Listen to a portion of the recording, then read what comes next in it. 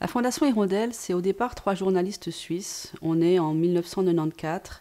Ils reviennent du Rwanda et ils se rendent compte que l'information est essentielle pour les populations. Pourquoi? Parce qu'ils ont vu en action un média de la haine, la radio Mille Collines. Ils ont vu la manipulation, ils ont vu la rumeur qui a détruit une société, envoyé des milliers de réfugiés sur les routes. Et en tant que journaliste, ils se disent, mais c'est possible de faire un média avec une information qui sera utile aux personnes et qui ne va pas les mettre sur le chemin du désarroi ou de la violence. Donc, à partir de ce constat, ils décident de créer une radio, Radio Agatachia, qui veut dire hirondelle en Kinyarwanda, qui donnera le nom à la Fondation Hirondelle en 1995 et qui va poser les principes de notre action qui sont toujours actuels aujourd'hui. Une information factuelle, faite par des journalistes localement, que l'on forme, à qui on donne les codes éthiques et professionnels, et qui sont ensemble au service de la population.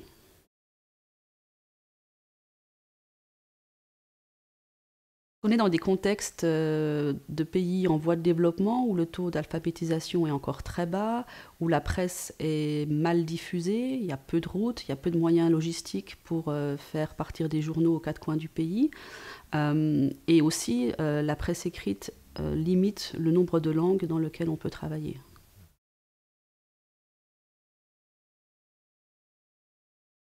Elle se développe sur le continent africain principalement, avec des radios qui restent le média, je dirais, par excellence pour toucher le plus grand nombre, encore une fois pour travailler dans les langues locales.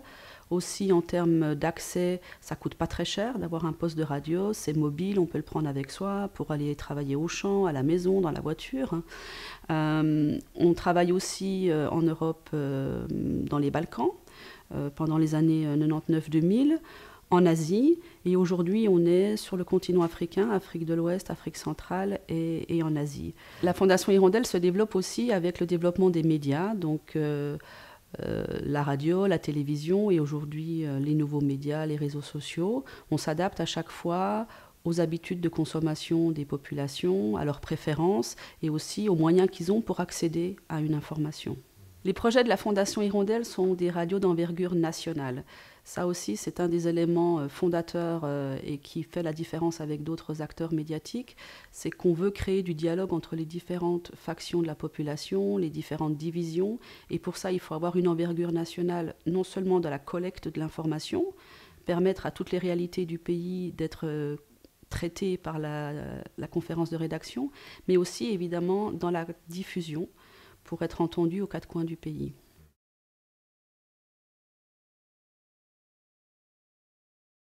Il y a un secteur qui s'est développé qui s'appelle le Media Development, donc le développement des médias, au même titre que l'agriculture ou la santé ou l'éducation sont des secteurs que l'aide publique au développement soutient.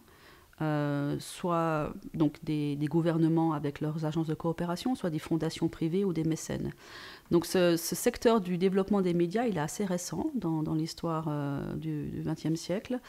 Il a à peu près 25 ans, comme la Fondation Hirondelle. Et il y a grosso modo une vingtaine d'acteurs, issus principalement d'Amérique du Nord et d'Europe. En Suisse, il n'y en a qu'un, c'est la Fondation Hirondelle, mais on peut citer BBC Media Action, qui est basée au Royaume-Uni, qui est une émanation de la BBC, Free Press Unlimited aux Pays-Bas, Internews aux États-Unis.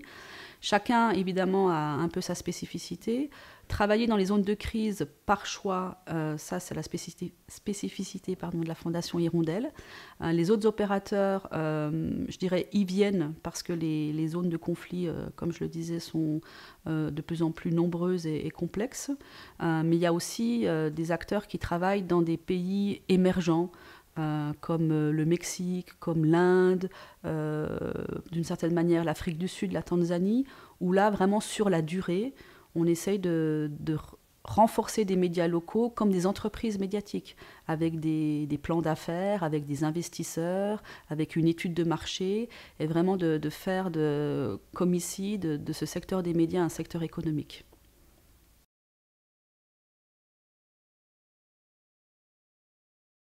La Fondation Hirondelle adhère à l'idée que les médias peuvent servir à la paix, à la construction de la paix, notamment après des conflits ou dans des sociétés divisées, Par contre, on est moins enclin à dire que nous sommes des médias de paix, parce qu'un média, c'est avant tout un outil pour que chacun se fasse son idée et soit responsable de ses actions.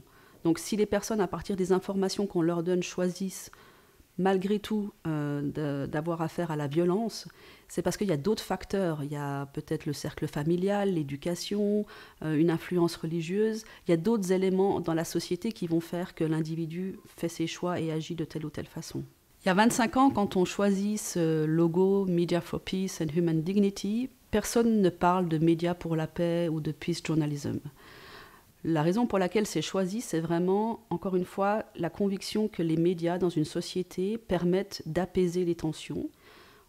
Le constat, c'est qu'il y a des conflits, il y a des différences de point de vue dans tous les groupes humains, mais que par l'information, par le dialogue, on peut régler ces conflits sans passer par la violence. Donc ce mot paix, il est là pour ça, c'est pour trouver des alternatives à la violence pour résoudre les conflits qui sont inhérents à tout groupe humain. Mais au fil des années, il y a plusieurs chercheurs, dont Ross Howard, qui vont développer cette idée de peace journalism et de mettre en avant la responsabilité sociale de médias, de journalistes, de ne pas attiser des conflits, de ne pas mettre de l'huile sur le feu lors de tensions et d'avoir toujours à l'esprit une responsabilité dans ce que je vais donner comme information à une population et surtout dans les conséquences que pourrait avoir cette information.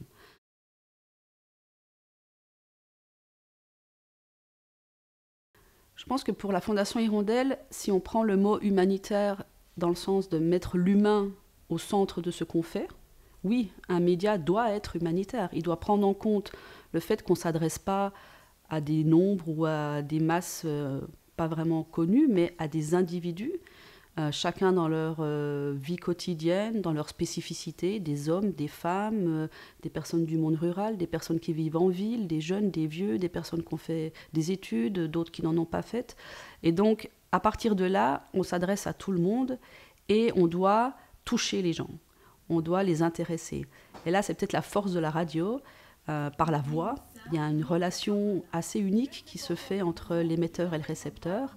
Donc on a ce lien qui fait que les personnes vont nous écouter non seulement parce que c'est intéressant, parce que ça leur est utile, mais aussi parce qu'elles ont le sentiment qu'on s'intéresse à elles, qu'on a pris en compte leur point de vue, on est allé les interroger, elles peuvent participer dans des émissions, elles peuvent appeler, on va faire des micro-trottoirs pour leur demander leur avis, et ça c'est essentiel. Mélissa, vous l'avez dit, les études de ces enfants sont en danger. Au moins 500 000 enfants n'ont pas terminé leurs études en 2017, dit les rapports de l'UNICEF. Quel sentiment avez-vous lorsque des enfants de votre âge ratent les cours à cause du conflit? Ça, c'est vraiment déplorable. Ça, je l'ai dit vraiment ouvertement, c'est déplorable. Ce sont des enfants. Je comprends pas. Les adultes n'arrivent pas à admettre. Donc, les enfants n'ont pas connaissance de leurs droits. Et ça, il faut avoir la vulgarisation de la CDE, la Convention relative aux droits de l'enfant. Apprendre à ces enfants-là, il y a certains enfants qui ne savent pas qu'ils doivent être protégés. Il y a certains enfants qui ne savent pas qu'ils ont un droit à l'éducation. Et c'est là, les parents doivent prendre leurs responsabilités. Moi, d'ailleurs, on a mené un plaidoyer, nous les enfants reporters. Ce souci de l'humain, il fait un journalisme de qualité. Il fait un journalisme utile socialement.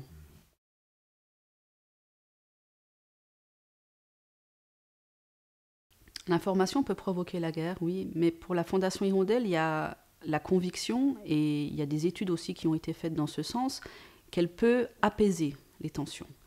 Et par le dialogue, et par le fait que des médias, au sens premier, sont des intermédiaires entre une réalité et une population, l'information peut permettre de stopper une rumeur, elle peut permettre de rappeler un fait, et qui va calmer une population. On a plusieurs exemples où, par exemple, est-ce que la route est praticable? Est-ce qu'il y a un barrage ou des coupeurs de route? Ou est-ce que je peux circuler aujourd'hui, amener mes enfants à l'école? Ce type d'information permet, encore une fois, d'apaiser. Il faut voir aussi que si on cache une information, si on ne dit pas ce qui se passe, les personnes peuvent inventer. Et là, on rentre dans, à nouveau, la rumeur, la désinformation, qui, elles-mêmes peuvent engendrer des violences, des manifestations, de la justice populaire, alors que si l'information, même si parfois elle est difficile à entendre, existe et est donnée à la population, on évite des réactions parfois violentes.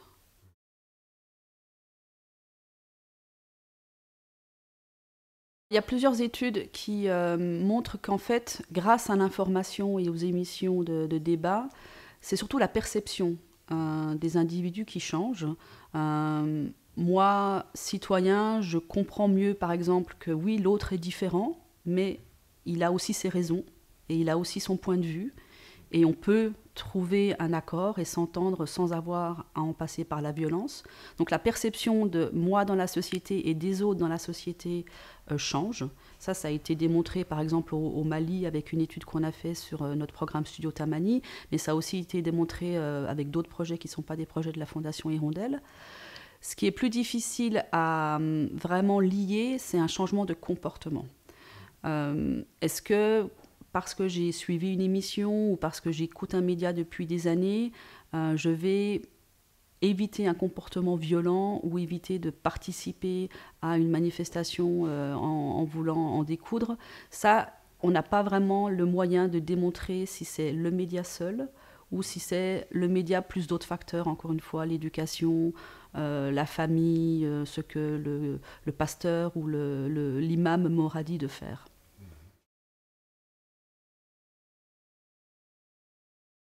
La Fondation Hirondelle travaille dans des pays qu'on peut qualifier de fragiles ou vraiment avec des services publics qui sont pour la plupart à l'arrêt. Donc l'éducation, la santé, la sécurité ne sont pas garantis par l'État.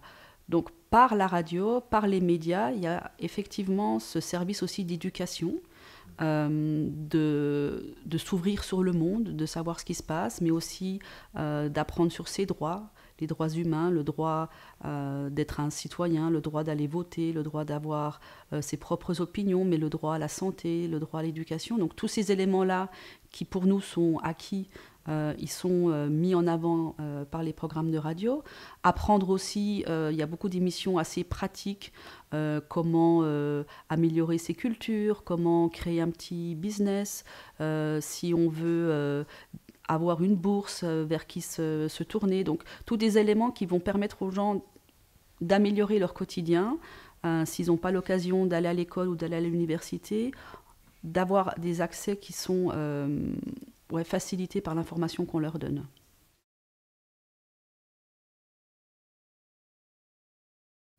Il faut que ces pouvoirs comprennent, et ils le font de plus en plus, qu'ils ont des populations, ils ont des citoyens qui sont plus prêts aujourd'hui à se laisser mener, isolés dans un vase clos sans savoir ce qui se passe autour d'eux. Donc cette envie de démocratie, cette envie de liberté, on l'a vu avec le printemps arabe, on le voit aujourd'hui avec Hong Kong et d'autres, même au Chili, sur des revendications économiques.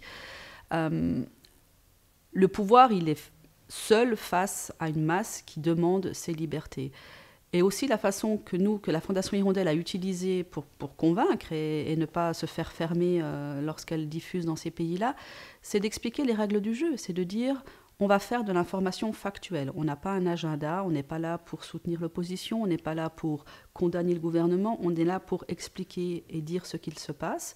Vous aurez la parole en tant que gouvernement pour donner votre point de vue, au même titre que d'autres points de vue. Et ces règles du jeu-là, quand elles sont expliquées et qu'elles sont appliquées, elles sont quand même acceptables. Un autre élément qui joue en notre faveur, c'est que très souvent nos médias sont, en termes d'audience, les médias les plus écoutés du pays. Et donc aussi pour le gouvernement, c'est le moyen de se faire entendre et de s'assurer que toute la population écoute ce qu'il a à dire. Si on regarde les pays africains dans lesquels on travaille, le média d'État ou de service public, très souvent, n'est même pas techniquement capable de couvrir tout le pays, alors que nous, on a une couverture nationale.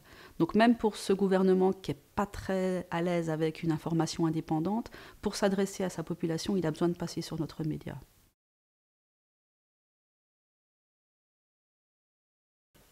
Les perspectives pour le media development, elles sont à la fois optimistes et pour ce qui concerne le media development en zone de crise, à mon avis, assez fragile.